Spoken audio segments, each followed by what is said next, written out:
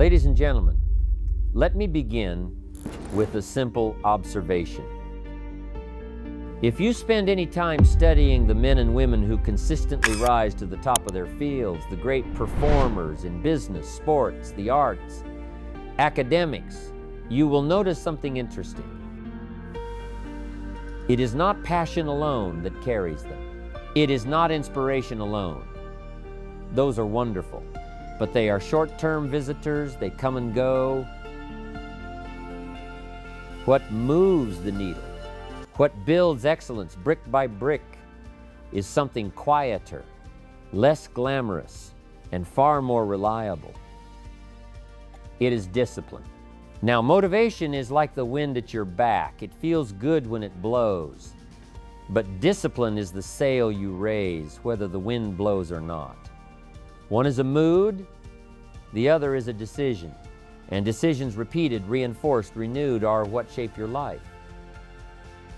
Have you ever noticed how easy it is to feel excited when you first begin something? New gym membership, new habit, new goal. That first week you're unstoppable. Why? Because emotion is high, but emotions fade. They always do. And when they fade, you will either fall back into old patterns or fall forward into discipline. Discipline says, I do it because it needs to be done, not because I feel like doing it today. That is a different philosophy. Let me ask you a question. If success depends on whether or not you're in the mood, how consistent can your results ever be? Not very. Your mood changes, the weather changes, your energy changes, life changes. So we must build a structure that stands even when the mood leaves the building. Winners understand this. They don't get up each morning asking, do I feel like practicing? They made that decision long before the alarm went off. They set the rule, they follow the rule, end of story. Discipline is the strategy of removing unnecessary choices. You see, a good portion of your energy every day gets burned up, not by work, but by indecision. Should I do it now? Should I do it later? Maybe tomorrow? Maybe next week? And every time you negotiate with yourself, you lose strength. You trade momentum for hesitation. So the wise approach is to decide once and apply that decision daily.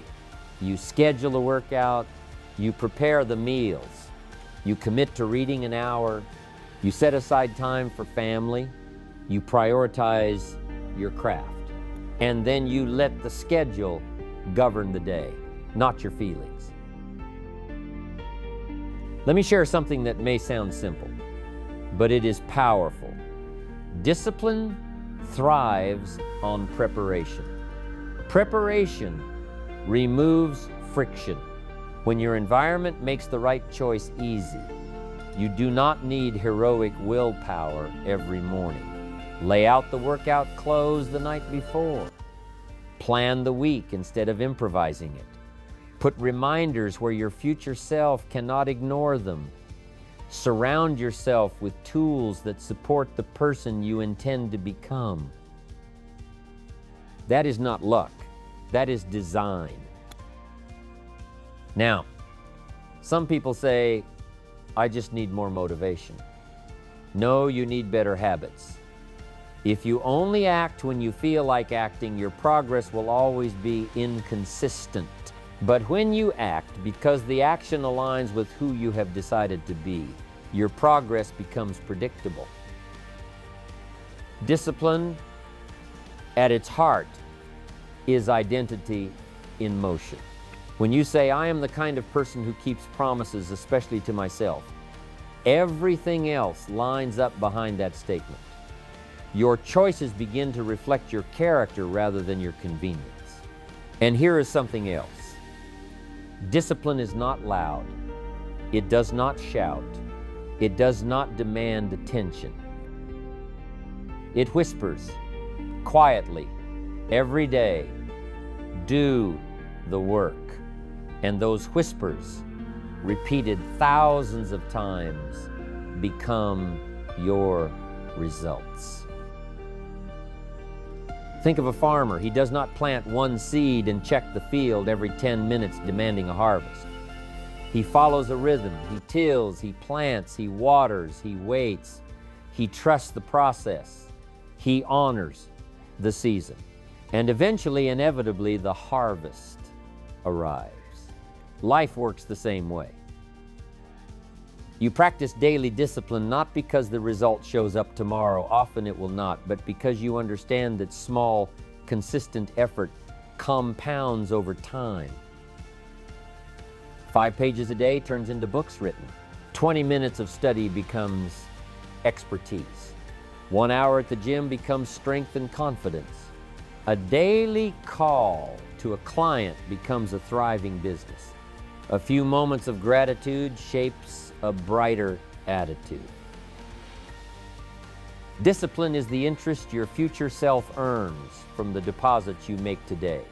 But let me warn you, the opposite is also true. Neglect compounds as well.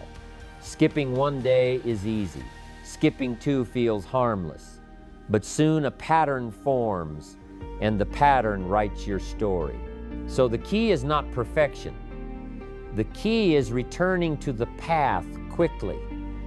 When you fall down, and you will, the disciplined person stands up, dusts off, and resumes the mission without drama. No guilt, no theatrics. Just return. Now, people often imagine discipline as something harsh, cold, rigid. But real discipline is actually an expression of self-respect. It is saying, my goals matter enough for me to act consistently toward them. Discipline liberates you. It frees you from being a slave to your moods. It frees you from the chaos of constant negotiation. It gives you peace because you know what must be done. Let me give you a practical framework you can start using today. First, decide clearly what matters. Not everything deserves your discipline. Choose the vital few areas: health, relationships, work, growth, contribution, whatever they may be. Second, translate those priorities into daily actions. Not vague wishes, specific behaviors. Walk 30 minutes. Read 20 pages. Call 1 client. Write for 45 minutes. Concrete, trackable.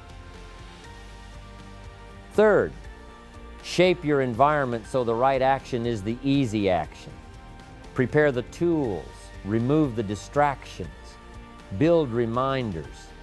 Automate where possible. Fourth, protect the routine. Treat your commitments like appointments with your future. Show up even when the enthusiasm has taken the day off. And fifth, review and refine. Discipline is not punishment, it is progress. Adjust the plan when necessary, but never abandon the habit of showing up. This is the real engine of achievement. I want you to think about someone you admire, someone whose life reflects excellence. You may see the awards, the titles, the applause, but behind every visible success is a long, quiet trail of disciplined days nobody else saw. While others slept, they studied. While others complained, they practiced. While others drifted, they decided. And those little edges accumulate. Now, I am not saying you must live like a machine. Rest is important. Joy is important. But even rest, wisely used, is part of discipline. You rest to renew your strength, not to escape your life. So here is the big idea. You do not rise to the level of your motivation. You fall or rise to the level of your discipline. And the good news is this: discipline is a skill. It can be built. It can be trained. It can be strengthened like a muscle. Start small. Be consistent. And watch what happens over months and years. One day you will look back and the habits that once felt heavy will feel natural. The routines that once required effort will become simply how you live. And your results will reflect that quiet transformation.